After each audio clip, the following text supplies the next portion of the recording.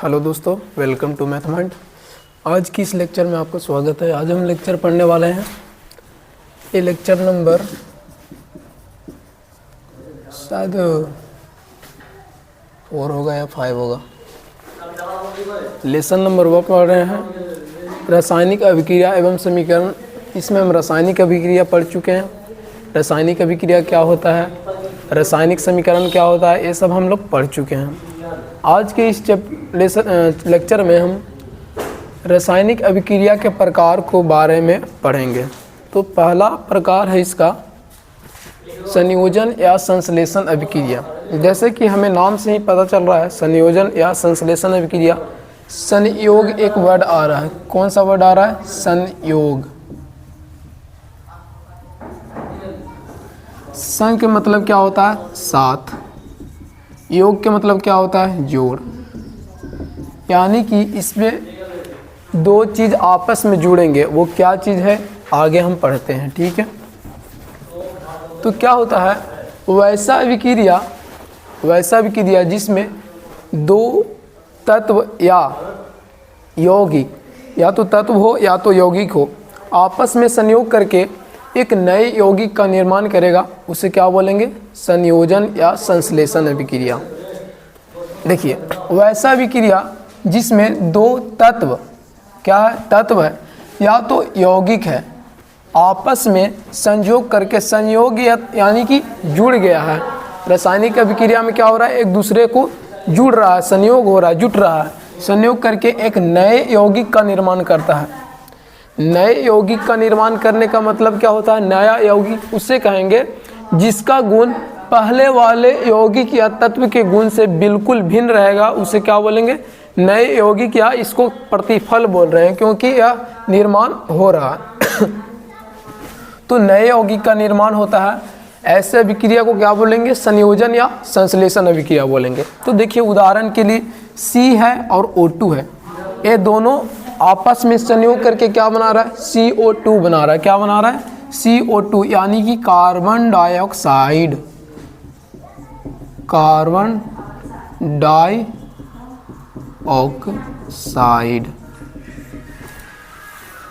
जैसे कि O2 है, वो हमेशा अणु के रूप में रहता है, O2। क्योंकि देखिएगा, क्योंकि इसका जब हम इलेक्ट्रॉनिक कंजर्वेशन करते हैं, इलेक्ट्रॉनिक कन्फिग्रेशन करते हैं, तो क्या होता है? 2 होता है और 6 होता है। K कक्षा में 2 इलेक्ट्रॉन और L कक्षा में 6 इलेक्ट्रॉन। तो इसे स्टेबल होने के लिए 2 इलेक्ट्रॉन की आवश्यकता है। कितना इलेक्ट्रॉन की? 2 इलेक्ट्रॉन की। तो अगर 2 ऑक्सीजन आपस में संयोग कर लिया है और 2 इलेक्ट्रॉन एक दूसरे को दे दिया है, तो ये स्टेबल हो गया है। तो इसी प्रकार ये स्टेबल होने के लिए प्रकृति में O2 के रूप में पाया जाता है। और कार्बन जो है सो ऐसे कार्बन सिंगल रूप में रहता है। तो देखिएगा, C+O2 क्या बना रहा है? CO2, carbon dioxide. यहाँ पर क्या है? A एक तत्व है, A भी एक क्या है? तत्व है, यानी अणु है। ये दोनों आपस में संयोग करके क्या बना रहा है? एक यौगिक बना रहा है। यौगिक किसे बोलेंगे? जिसमें कम से कम 2 एलिमेंट हो। क्या हो? 2 एलिमेंट हो। इसमें कार्बन एलिमेंट है और ऑक्सीजन एलिमेंट है। कार्बन एलिमेंट है और ऑक्सीजन एलिमेंट है। तो एक क्या है? एक यौगिक है। अब देखिए, हम बोले हैं 2 तत्व या यौगिक आपस में संयोग करेंगे। यौगिक, अब देखिए यौगिक, देखिए CaO है। CaO मतलब कली चूना। जो आप लोग मार्केट से लाते हैं वो कौन सा चूना रहता है? कली चूना रहता है। अब कली चूना को लाएं मार्केट से, तो जब हमको सफ़ेदी करना रहता है तो मार्केट से कली चूना लाएं, फिर उसको आप पानी में डालते हैं। किस चीज़ में डालते हैं? पानी में डालते हैं। जब पानी में डालते हैं तो वो पानी से रिएक्शन करके CaOH को होल ट्वाइस बना लेता है।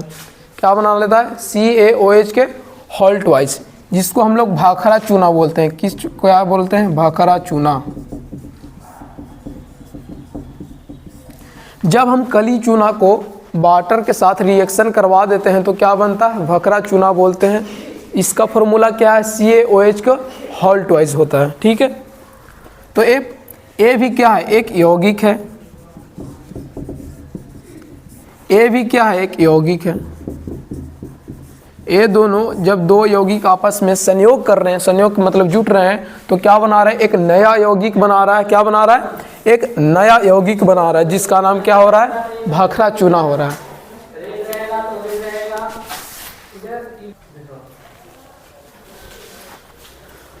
अब हम दूसरे यौगिक की तरफ चल रहे हैं, जिसका नाम है वियोजन या अपघटन अभिक्रिया।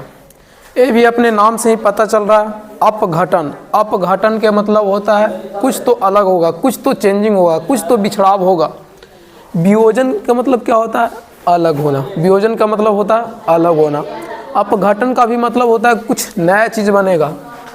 देखिए, इस अभिक्रिया में क्या होता है, किसी यौगिक के बड़े अणु टूट जाते हैं और बड़े अणु टूटने के बाद एक से अधिक यौगिक का निर्माण करते हैं। कितना से अधिक, एक से अधिक अणु का निर्माण करते हैं, यौगिक का निर्माण करते हैं। जैसे कि यहाँ पर देखिएगा, जब हम कैल्शियम कार्बोनेट यानी CaCO3 को हम गर्म करेंगे, क्या करेंगे, गर्म कर रहे हैं, तो गर्म करने के बाद जब हम इसको गर्म करेंगे तो कली चूना बनेगा, और कली चूना बनने के साथ साथ कार्बन डाइऑक्साइड गैस निकलेगा। क्या, कौन सा गैस निकलेगा, कार्बन डाइऑक्साइड गैस निकलेगा।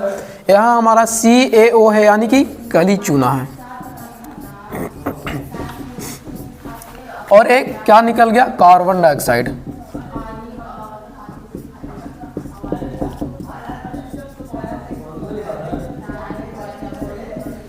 जब हम कैल्शियम कार्बोनेट को गर्म करेंगे तो कली चूना और कार्बन डाइऑक्साइड हमारा यौगिक बनेगा।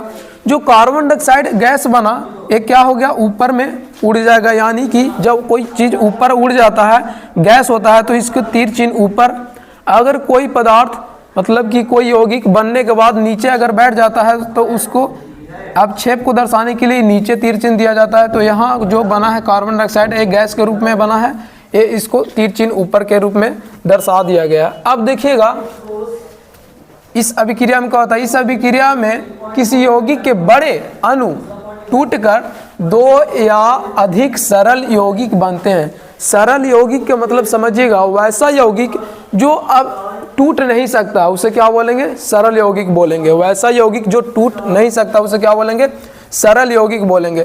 जैसे देखिएगा, सरल नोट पॉइंट में एक लिखाएंगे, नोट पॉइंट में ये लिख लीजिएगा कि सरल यौगिक का जो गुण होता है मूल यौगिक के गुण से बिल्कुल अलग होता है। जैसे कि यहाँ देखिए CaCO3 है, एक क्या है, मूल यौगिक है। क्या है, मूल यौगिक है,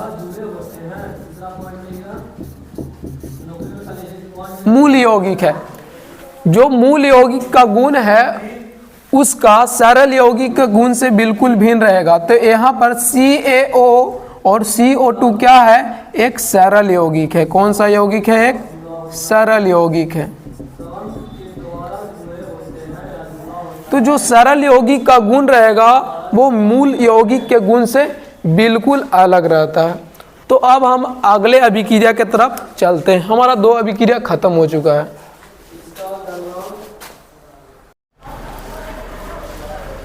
अब हम तीसरे अभिक्रिया की तरफ चलते हैं, जिसका नाम है वैद्युत अपघटन अभिक्रिया। वैद्युत अपघटन अभिक्रिया में क्या करते हैं, किसी विलयन यौगिक में हम विद्युत धारा प्रवाहित करते हैं, और जब विद्युत धारा प्रवाहित करते हैं तो विलयन के यौगिक जो के अणु जो है सो टूट जाते हैं। उसके बीच जो बॉन्ड है वो टूट जाते हैं और टूट कर अलग हो जाते हैं। एक धनात्मक अणु और एक ऋणात्मक अणु रहते हैं। धनात्मक अणु जो रहता है, देखिएगा, धनात्मक अणु जो रहता है वो क्या होता है, कैथोड की ओर अट्रैक्ट हो जाता है। कैथोड मतलब होता है नेगेटिव, कैथोड मतलब क्या होता है, नेगेटिव। और ऋणात्मक अणु जो रहता है वो एनोड की तरफ अट्रैक्ट हो जाता है, आकर्षित होता है। तो वो क्या होता है, एनोड क्या होता है, पॉजिटिव होता है।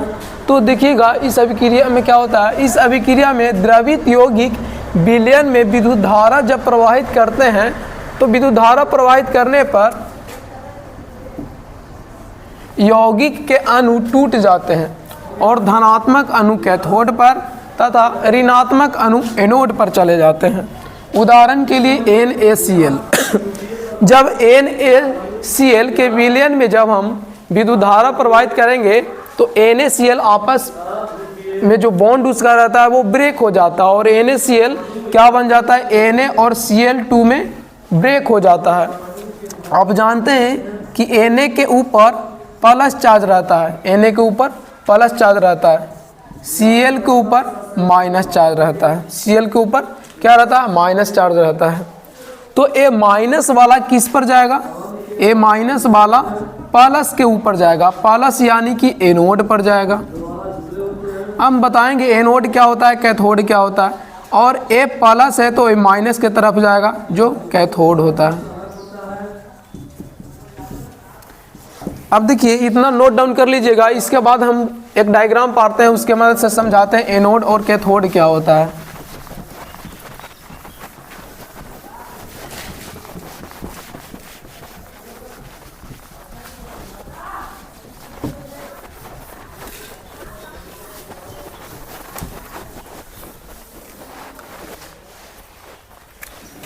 एक हम कंटेनर ले रहे हैं, इस कंटेनर में हम 2 इलेक्ट्रोड बना रहे हैं। क्या बना रहे हैं, 2 इलेक्ट्रोड बना रहे हैं। इसको हम बैटरी से सप्लाई दे रहे हैं, इसको क्या दे रहे हैं, एक बैटरी से सप्लाई दे रहे हैं।